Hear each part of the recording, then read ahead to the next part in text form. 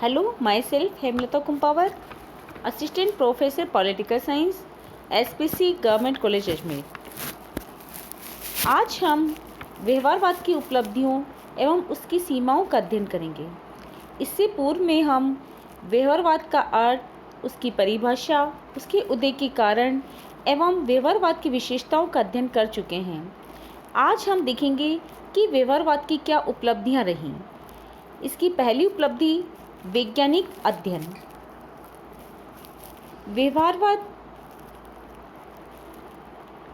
व्यवहारवादियों ने राजनीतिक शास्त्र को अधिक व्यवस्थित एवं वस्तुनिष्ठ बनाने हेतु इसके वैज्ञानिक अध्ययन पर बल दिया। दूसरा है मूल्यवान आधार सामग्री का एकत्रीकरण। व्यवहारवादियों ने राजनीतिक विज्ञान को नवीन भाषा, नवीन शैली, अध्ययन पद्धति, अवधारणाएं एवं तकनीकें प्रदान कर शोध द्वारा राजनीतिक विज्ञान को पुष्ट बनाया। तीसरा है वैकल्पिक धारणाएं। व्यवहारवादियों ने राजनीतिक जीवन के अध्ययन के लिए अनेक विकल्प प्रस्तुत किए हैं, जिनमें प्रमुख रूप से विल पावर, निर्णय देने की क्षमता, गेम थ्योरी एवं शक्ति और समूह तथा मतदान व्यवहार आदि प्रमुख हैं। तो इस प्रकार हम देखते हैं कि व्यवहारवादियों की अपनी उपलब्धियां रही हैं। इसके साथ में कुछ सीमाएं एवं त्रुटियां भी रही हैं, जो कि व्यवहारवाद की जो सबसे बड़ी कमी है वो यह है कि इसमें उच्च विचारों, मर्यादाओं और उद्देश्यों का अभाव है। व्यवहारवाद की सीमाएं इस प्रकार हैं। मानवीय व्यवहार के नियमों की घोषणा करना कठिन है, क्योंकि मानव व्यवहार परिवर्तनशील एवं अनिश्चित है। जो मनुष्य के एट प्रेजेंट जो विचार होंगे वो जरूरी नहीं है कि बाद में भी वह उन्हीं विचारों पर कायम रहे। मनुष्य का मस्तिष्क अत्यंत ही परिवर्तनशील है। साथ ही मानव व्यवहार के आंतरिक और बाहरी स्वरूपों में भी अंतर होता है, क्योंकि जो हमें बाहर से दिख रहा है जरूरी नहीं है कि वह मनुष्य का स्वभाव अंदर से भी वैसा ही हो। दूसरा है अपर्याप्त। व्यवहारवाद राजनीति के घटकों को समझने में सहायक सिद्ध हो सकता है, किंतु यह पूर्ण की वास्तविकताओं को समझने में अपर्याप्त है। एक राजनीति शास्त्री को एक व्यवहारवादी बनने के लिए उसे एक इतिहासकार, एक वकील और एक आचार शास्त्री भी बनना पड़ता है। जैसा कि सिबली ने कहा है कि राजनीति को समझने के लिए एक वैज्ञानिक की निश्चितता के साथ एक कलाकार की अंतर्दृष्टि भी होनी चाहिए। नेक्स्ट है राजनीतिक शास्त्र के स्वतंत्र अस्तित्व को खतरा।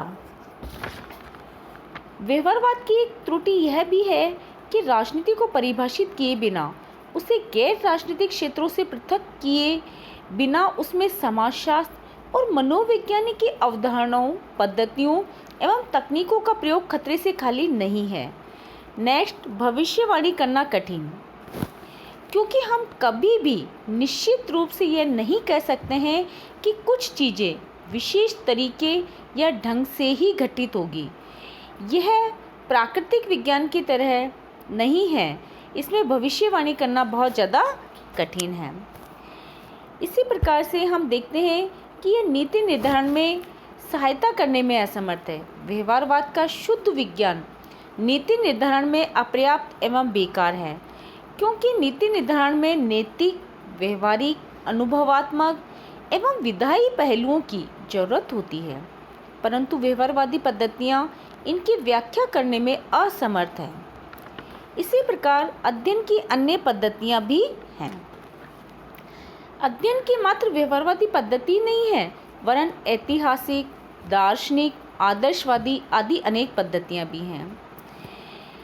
नेक्स्ट, वैज्ञानिक पद्धति की सीमाएं। राजनीतिक शास्त्र में वैज्ञानिक पद्धति का लाभ सीमित है। जे.आर. रॉयस ने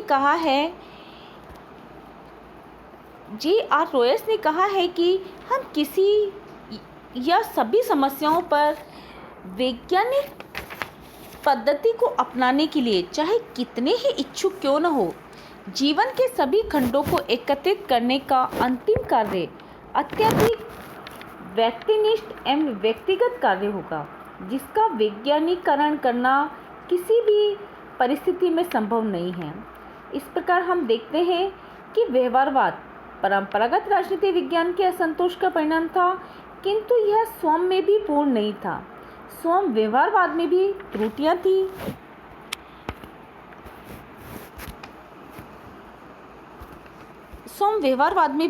थी। और उत्तर व्यवहारवादी उपागम इसी की देन है। उत्तर व्यवहारवादी उपागम की उपलब्धियों को स्वीकार करते हैं, किंतु वे राजनीतिक शास्त्र को आगे और नवीन दिशाओं में बढ़ाना चाहते हैं। इस प्रकार उत्तर व्यवहारवाद भविष्यपरक है। यह भूत की विरासत से इनकार नहीं करता, किंतु यह परंपरागत राजनीतिक शास्त्र भी नहीं है, वरन यह इसमें कुछ और जोड़ना चाहता है। यह प्रतिक्रिया नहीं है। धन्यवाद।